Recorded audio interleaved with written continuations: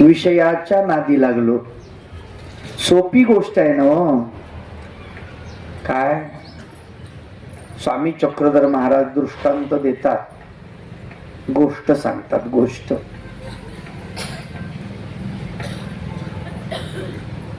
एक स्त्री असते,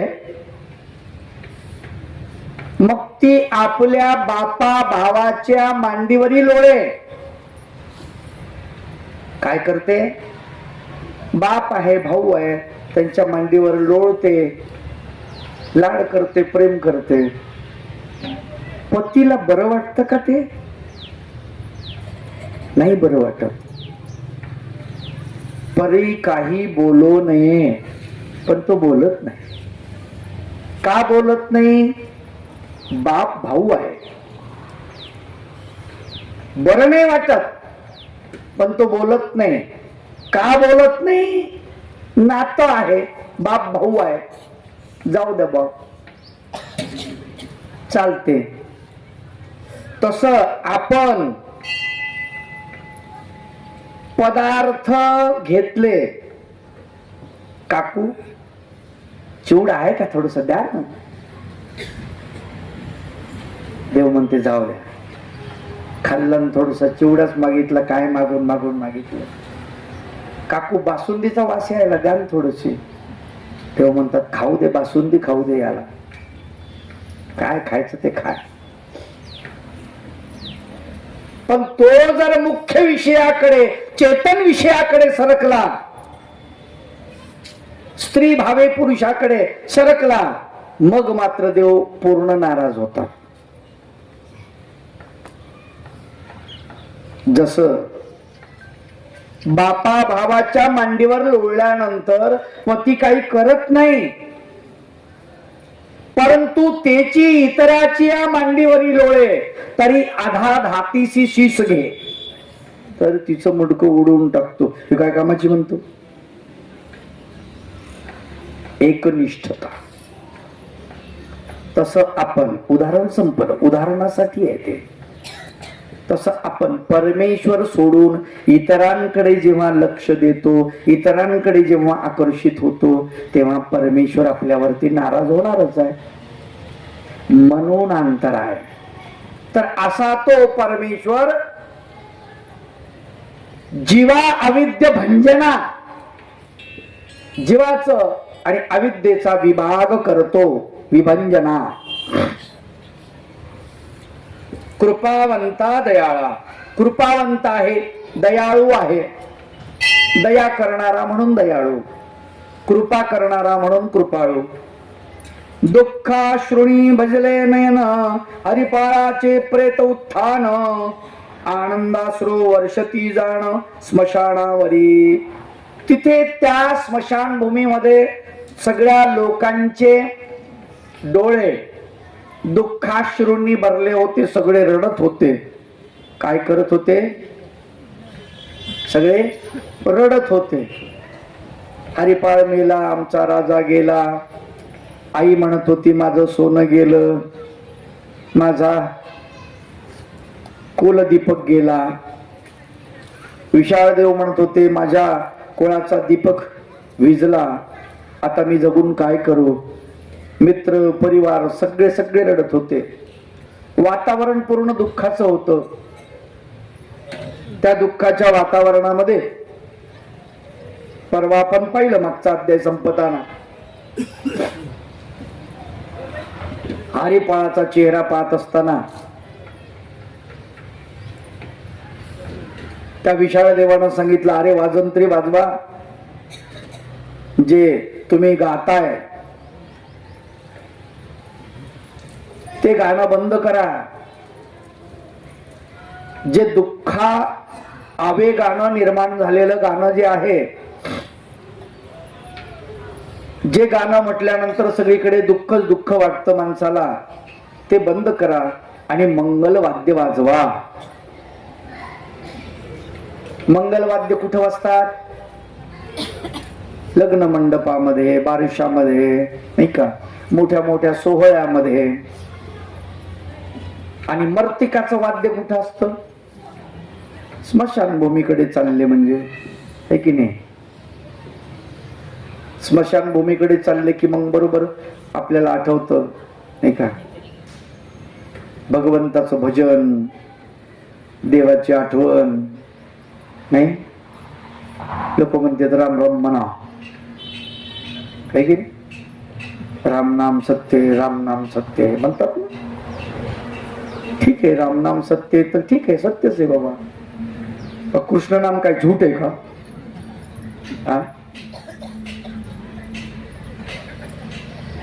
त्यानं कधी राम म्हणलं नाही मरेपर्यंत, आणि तुम्ही म्हणाले राम नाम सत्य.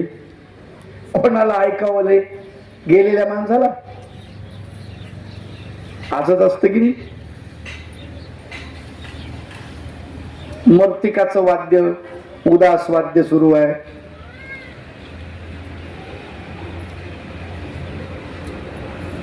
आणि त्याच्यामध्ये मंगलवाद्य वाजवायला सांगितलेलं.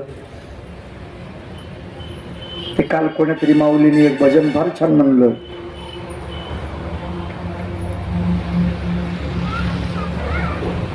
नाही रे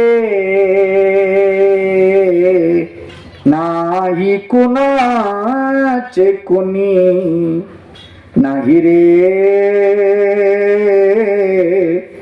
नाही कुणाचे कुणी, नाही कुणाचे कुणी तुझे नव्हे रे कुणी, नाही कुणाचे कुणी तुझे नव्हे रे कुणी, नाही रे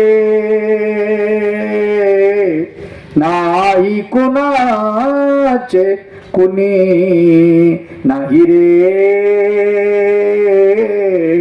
नाही कुणाचे कुणी, नाही कुणाचे कुणी तुझे नव्हे रे कुणी. अंती जासी एकला प्राण्या माझे माझे म्हणून, नाही रे नाही कुणाचे कुणी. कोण कुणाचा आहे? बहीण भाऊ चुलता कुणीच नाही, आहे का? कोण येत सोबत? कोणी येत नाही. एकट्याला जावं लागतं. आपण एकटेच आलेलो असतो. गर्दी असते, ती आपल्याला फक्त तिथपर्यंत पोहोचवते, वापस येते. सुभाषितकार फार सुंदर सांगतात, गृहिणी गृहमध्याय स्मशाने मित्र बांधवा. गृहिणी जी आहे ती घरात थांबते, गृहमध्याय. मित्र बांधव स्मशानापर्यंत येतात. ज्या शरीरात निवास केला ते शरीर अग्नीपर्यंत येतो. गृहिणी गृहमध्याय स्मशाने मित्र बांधवा शरीरम अग्निमध्याय. सोबत काय येत? पाप पुण्य समागमे. फक्त पाप आणि पुण्य दोनच गोष्टी सोबत येतात, काहीच सोबत येत नाही. बंगला नाही, गाडी नाही, कोणी नाही. अचानक त्या शरीरामध्ये चक्रपाणी भगवंताने प्रवेश केला आणि शरीर उठलं. त्यांना वाटलं काय भानगड झाली. स्मशानामध्ये दुःख होता आसवे आली, सुखे आनंदाश्रू ढळली, कैशी किमया देवे केली त्याच नयनातून, एकाच डोळ्यातून कशी किमया केली भगवंतानं. दुःख होताना अश्रू बाहेर पडतात, ते दुःखाश्रू असतात.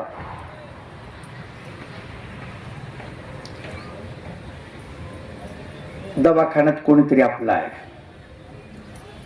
डॉक्टरची चूक झाली,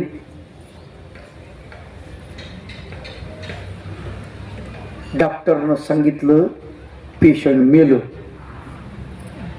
आपल्याला कळालं. आता पेशंट मेलं म्हणजे आपण गप्प बसू का? तिथंच दांगडो सुरू झाला.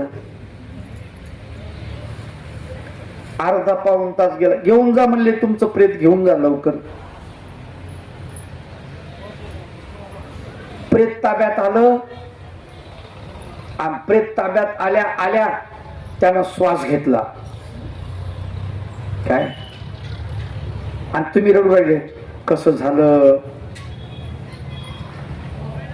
अर्ध्यात नाव उडाली असं तुम्ही म्हणता क्षणी तुमच्या कानात कोणतरी सांगितलं जिवंत आहे अजून ते, असं पुन्हा बी अश्रू आले डोळ्यामध्ये.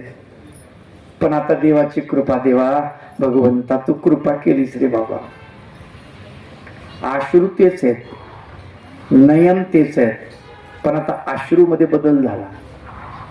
पहिले दुःखाश्रू होते, आता आनंद अश्रू आहे. बरं वाटलं.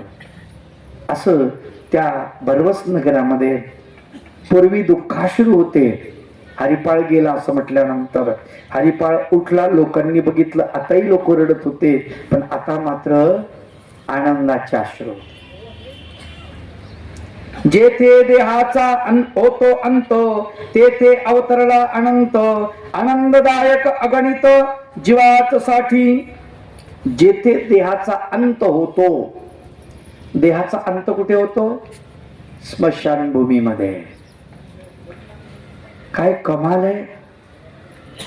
स्मशानभूमीला जन्मस्थान नाव दिलं. केवढा बदल आहे. जिथे प्रवास संपणार तिथून प्रवास सुरुवात झाला. कसं उलट काम आहे देवाचं, चक्रधर भगवंताचं. जिथे लोक रडणार तिथल्या लोकांना हसायला सुरुवात केली, त्यांना आल्हाद द्यायला सुरुवात केली भगवंताने. चमत्कार.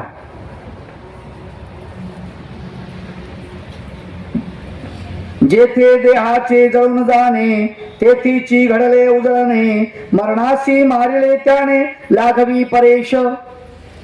ज्या ठिकाणी देह जळून जातो त्याच ठिकाणी उजळता आलेली आहे. लोकांचे चेहरे उजळून गेले, आनंदित झाले. आणि मरणाला त्यानं मारलं, मरून गेलं. त्याच्या पुढे मृत्यू हरला. रुद्रभूमीत चैतन्य आले, मरण सरणासी भ्याले, सरणासी कोंब फुटले कैवल्याचे. रुद्रभूमी म्हणजे स्मशानभूमी. तर रुद्रभूमीत चैतन्य आले. रुद्रभूमीमध्ये चैतन्य नसतं. रुद्रभूमी उदास असते, लक्षात घ्या. आणि या उदास भूमीमध्ये चैतन्य निर्माण झालं. मरण सरणाला घाबरलं, यम मागे सरकला. सरणालाच कोंब फुटले. कशाचे? कैवल्याचे. कारण त्या प्रेताचा उपयोग करून भगवंत आता कैवल्यदान देणार आहे जीवात्म्याला. म्हणून त्यालाच कैवल्याचे कोंब फुटलेले आहेत त्या प्रेतालाच. मजसी वाटले स्मशान स्वर्ग भुवनाहुनी महान, हरिपाळा सारखे रत्न दान दिले म्हणून. ग्रंथकार म्हणतात मला स्मशान स्वर्गापेक्षाही श्रेष्ठ वाटलं.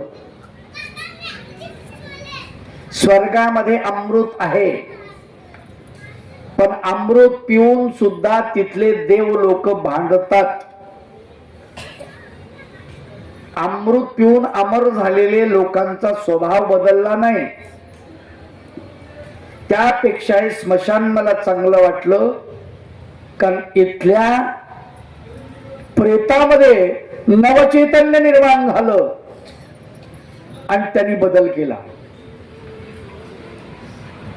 कारण हरिपाळासारखं रत्न या स्मशानानं दान दिलेलं आहे. जगपालाची प्रवृत्ती झाली, हरिपालाची काया घेतली, पडली होती उभी केली चालण्यासाठी. जगपालाची प्रवृत्ती झाली. जगपालक, जगाचा पालन करता भगवंत, चक्रपाणी भगवंत, याची प्रवृत्ती झाली. प्रवृत्ती शब्दाचा अर्थ इच्छा. आपली इच्छा परमेश्वराची प्रवृत्ती. त्याला प्रवृत्तीच म्हणतात, इच्छा म्हणत नाही. आपली इच्छा असते, इच्छा पूर्ण होतेही नाहीही, पण प्रवृत्ती मात्र पूर्ण होते. लक्षात घ्या, प्रवृत्ती गॅरंटीनं पूर्ण होत असते, इच्छा गॅरंटीनं पूर्ण होत नाही.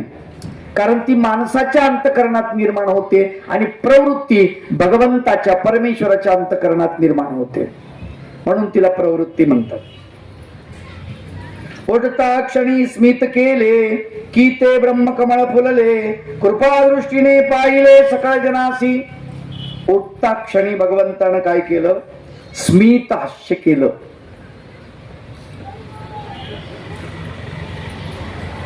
चेहऱ्यावर हास्य निर्माण झालं, जणू ब्रह्मकमळ फुललेलं आहे. आणि सगळ्या जनसमुदायाला भगवंताने कृपादृष्टीने पाहिलं. तुम्ही हे झाल्यावर करा, मी सूचना देतो. हो, कारण लोकांना काय ते माहित बी झालं पाहिजे.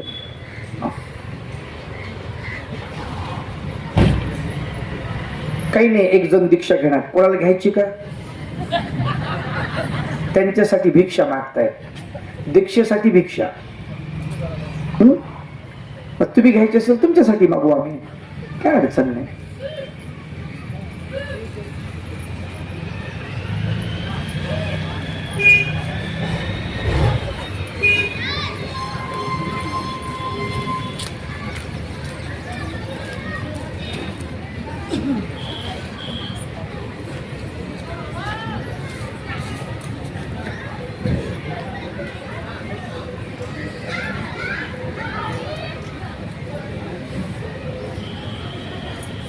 भीकचंदे आक्षेपिले म्हणे उठताच कैसे हासले, कारुण्या घरी विनोद आले पाहुणे कैसे. आता या ठिकाणी भगवंत सरणावरून उठल्या उठल्या हसले, तर इथे करुण रस आहे. एक तर पहिलीच गोष्ट की इमोशनल वातावरण आहे. करुण शब्दाचा अर्थ इमोशनल. तुम्हाला इंग्रजी समजते, मराठी समजत नाही म्हणून सांगतो. मग या इमोशनल ठिकाणी एकदमच कॉमेडी कस काय झाली बा? विनोद, विनोद म्हणजे कॉमेडी. हसणं कस काय घडलं भगवंताचं, नाही का? हे पाहुणे कसे काय आले? तेव्हा म्हणाले ज्ञाननिधी तुझी विलक्षण बुद्धी, का हसले कृपानिधी सांगतो आता. भगवंत उठता क्षणी हसले, याचं काय कारण आहे? असं प्रश्न शिष्याने आपल्या गुरुला विचारलेला आहे. जीवन हास्याने फुलावे, जीवन आनंदे डोलावे, हास्याविना व्यर्थ जीवे जगणे कशाला. जीवनामध्ये प्रत्येकाचं जीवन हासरं असावं, हास्यानं फुलून जावं, अशी भगवंताची इच्छा. हसण्यासाठीच भगवंताने अवतार घेतला असं समजा वाटलं असतं. आणि जीवन आनंदानं डोलावं प्रत्येकाचं जीवन, कारण हास्याविना सगळं व्यर्थ आहे जीवनामध्ये.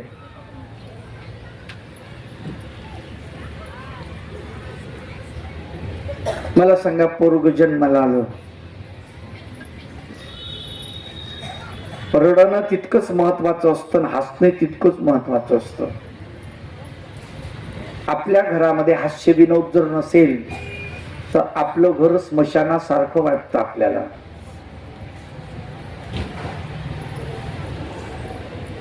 रडणंही तितकंच महत्वाचं असतं.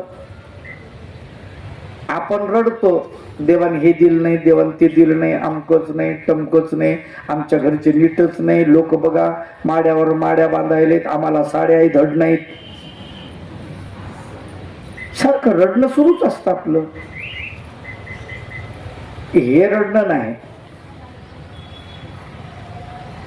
रडणंही महत्वाचं असतं. एका ठिकाणी एक बालक जन्माला आलं आणि रडलंच नाही.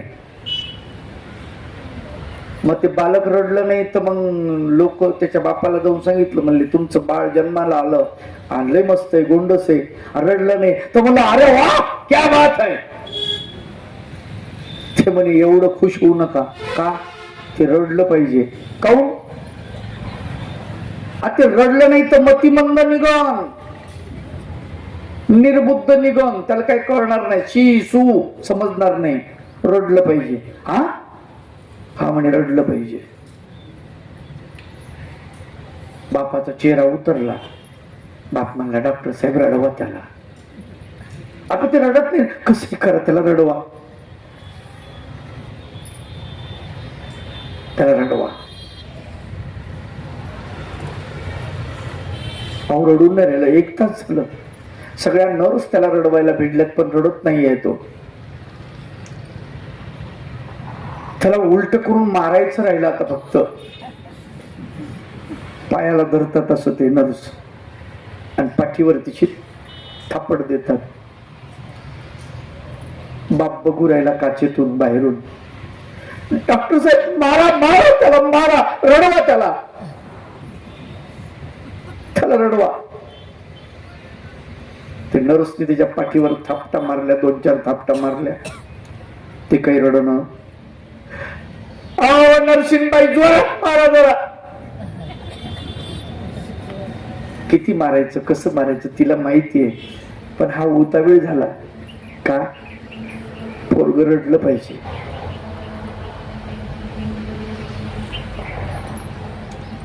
एक चापट मारली त्या नरसनी आणि पोराला हंबरडा फोडला, रडायला लागलं. बाप खुश झाला. पोरग रडलं, बाप खुश झाला. का? माहितीये त्याच्या रडण्यामध्ये त्याचं पुढचं जीवन चांगलं आहे. रडणंही महत्वाचं असतं, हसणंही महत्वाचं असतं, पण काळ वेळ असतो. कुठे हसू नये, कुठे रडू नये. एखादा माणूस मेला आणि तिथं जाऊन तुम्ही हसायला लागले, त्याच्या अंत्ययात्राला गेला तुम्ही हसायली. आणि एकाने विचारलं काय झालं हसायला? माणसाचा हसत असतो, कधी मरतो माणूस. कटकट झाली. घरचे ठेंगड काढतील, निघता का बाहेर तुम्ही? कधी मरतो म्हणून हसतात काय? आमचा माणूस मेला म्हणून जमत नसतं. कुठे हसता येत नाही, कुठे रडता येत नाही. ते ठिकाण असतात.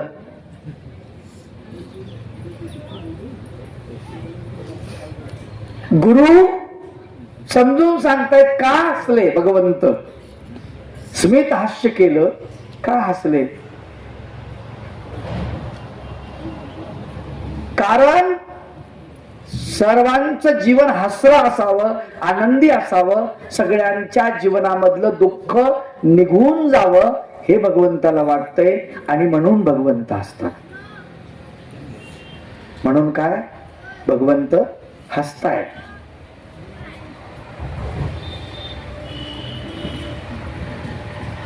ते कबीरदास फार सुंदर वर्णन करतात.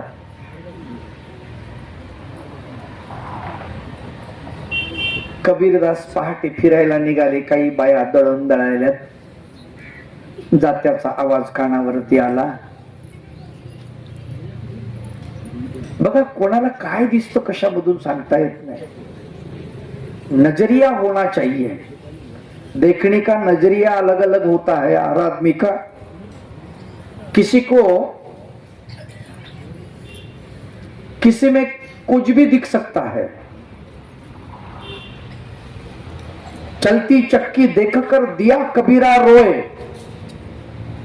2 पाटन के बीच में शब्द बचा न कोई. कबीर रडायला लागले. ते म्हटले अरे माणसं कुशाल हसतायत. ही दिवस नावाची एक पाळू आहे, रात्र नावाची पाळू आहे. याच्यात माणसं नावाचे दाणे पडतायत. भरडल्या चालले रे, भरडल्या चालले.